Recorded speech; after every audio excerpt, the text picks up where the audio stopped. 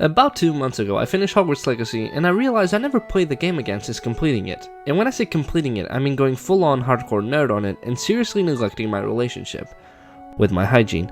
I played 123 hours of it and got 100% of the collectibles that the game had to offer. You would know that if you have previously watched my review, How Good is Hogwarts Legacy 100 hours later. Link in the description, by the way. I started to wonder, why have I not played the game again, and what would Hogwarts Legacy 2 need to improve on in order for it to be more compelling? Well, here's what I came up with.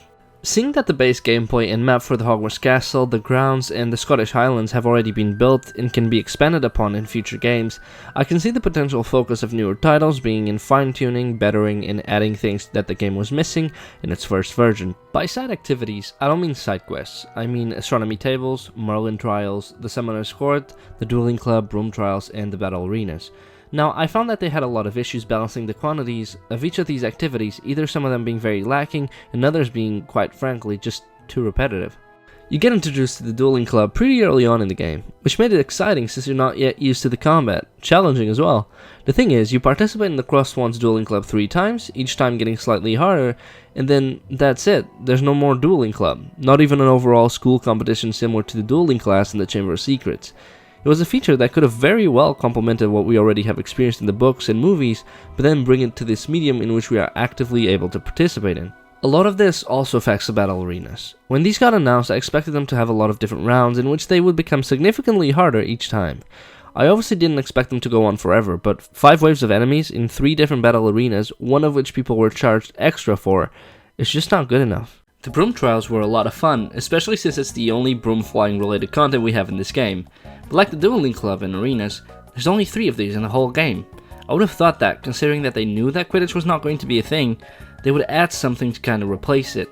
We needed more races, more challenges, besides just popping balloons and landing in landing pads.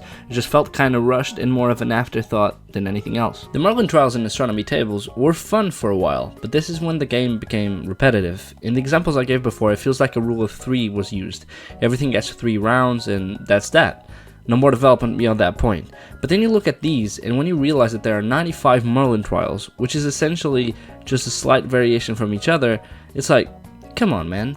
The effort, rather than being put into developing minigames that are related to the already pre-existing world of Harry Potter, like Quidditch, dueling, even degnoming, Avalanche Studios decided that it would be best to place a limitation in your character's bag, and then present the Merlin trials as a solution. Quite literally creating an artificial problem so that they can present an artificial solution. Sounds like my past toxic relationships. Them bitches crazy. Excuse me? Shut your ass up. Let's talk gear. I like the fact that the pets you kidnap, let's not let ourselves, they don't look eager to come with us, are useful in the sense that you can use their furs in order to upgrade your gear.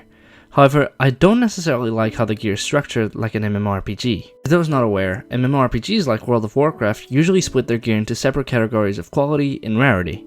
The gear is usually split into the following: common gear in white, uncommon gear in green, rare gear in blue, epic gear in purple, and legendary gear in orange. In an MMO that kinda makes sense, because the origin of your gear is different depending on the quality.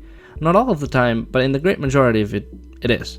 Meaning that the more rare or special your gear is, the greater the hurdle you probably had to face in order to obtain that very same gear. The more recent Assassin's Creed games do this too, but a lot better than Hogwarts Legacy does. My gear in Hogwarts Legacy did not feel special. It felt like it could be thrown away, or like it was something I was going to keep for a very short amount of time until something better came along. There was nothing unique to each piece of gear that made it all the more exciting, besides just their looks. The only piece of gear I actually cared about was the robe I got from the Daily and Keys quest. That's pretty much it. I'd much rather have them change the gear based on level rather than on an artificial rarity, since it actually does not feel rare. It feels more like a roll of the dice. Since I have the Dark Arts pack, I have access to curses. They're cool and I quite enjoy using them, but my issue with them is that there is no system in place to hold you accountable for using them. The only punishment you get for using the curses is basically those abilities just having a long cooldown. There's no point system, no detention, no damage to your character in any way, all of this even when you use them in front of your teachers. They'll just have a one-off sentence of the likes of, Where in the name of Merlin did you learn magic like that? and that's that. It would be a good idea for the point system to be implemented as a morality meter of some sort, and if you're caught out of bed after hours by a prefect or using dark magic, you should be held accountable, as expected, or else it just feels like GTA Hogwarts Edition.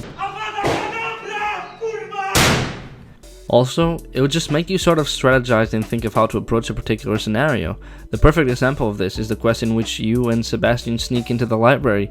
I love that, and I think we need more of it. Hopefully, they'll introduce it in a possible future title. I've said this before, and I'll say it again. We need Quidditch.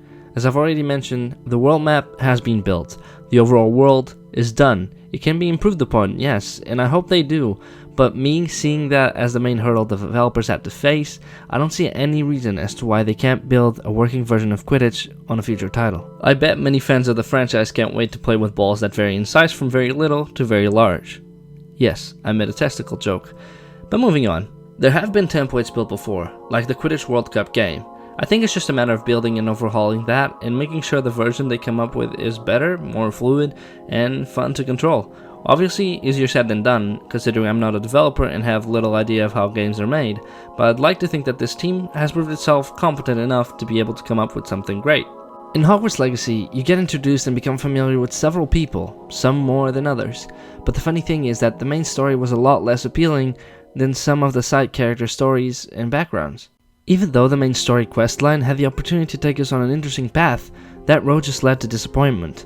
Without spoiling people that haven't played the game, the reality is that the reason as to why I personally loved Harry Potter as a franchise is because much of it revolves around morals and how you can stray from your path, even if it was initially good, or even vice versa.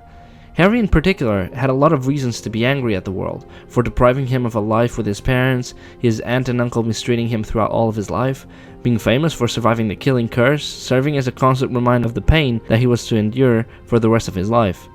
But he chooses to be kind, to keep being good, and to show love rather than to be bitter, hateful, and cruel. But in Hogwarts Legacy, that is very close to being absent, and the few times it could have been explored, it just wasn't. Instead, the story just became a very cookie-cutter bad guy versus good guy sort of tale, and you don't even care about the antagonist all that much. You understand the motivations of the character, but the build-up towards the end of the game was not enough for me to actually care, especially because there's no sort of emotional link there. I did enjoy creating my character, and I bet most people would say the same thing. If you grew up with the movies and books, there's a chance you have wondered how it would have been to live in that same world. But sadly, the closest thing you have to magic in this world is either drugs, or your parents slowly fading passion for each other, resulting in an inevitable divorce. I can make that joke, my parents are divorced. Nonetheless, I believe that us creating a character of our own has one big downside, and that would be their bland personality. You do have dialogue options in the game, which can be classified as either morally good or bad. However, they are quite skin deep, and don't really have any consequences besides the character being slightly annoyed at you. It just doesn't let your character's personality shine through, resulting in a very meh of a main character. On the flip side, the only solution to this would be to write a very good main character with an interesting and intricate story. The character could be customizable like Cal Kestis in the Star Wars Jedi games, in which you have control over their overall look, but just not their features. And if written well, your character would then be a multifaceted, fleshed out individual with morals and ethics. From that point on, then it would be up to the writers of the game to create scenarios in which this character would then be tested, confronted with difficult decisions, and generally to evolve throughout the duration of the storytelling. Overall, that's what the game is missing in my opinion, or at least that's what I would believe would make it better. I know that the tone of this video is quite negative. It would be hard not to point out all of this without it being the case. But I still really enjoy the game, and I have an overall good outlook on it. These are just improvements I would suggest in order to make a better game the next time around. But other than that, thank you for watching, like and sub if you enjoyed, and I'll see you guys soon.